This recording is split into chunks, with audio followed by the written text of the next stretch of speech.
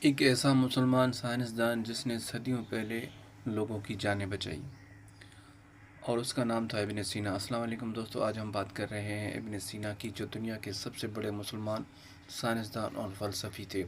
ابن سینا بچپن میں بہت ذہین اور کم عمری میں ہی کتابیں پڑھنے لگے اور سوال کرتے تھے، یہ دوا کیسے کام کرتی ہے، انسان صحت کیسے بہتر ہوتی ہے۔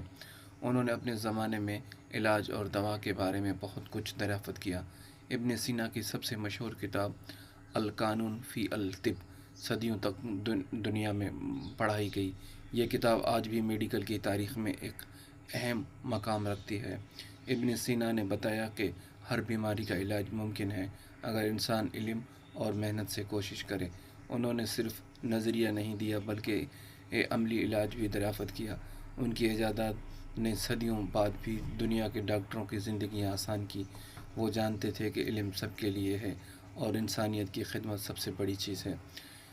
کیا آپ جانتے تھے کہ ابن سینا کی ایجاد آج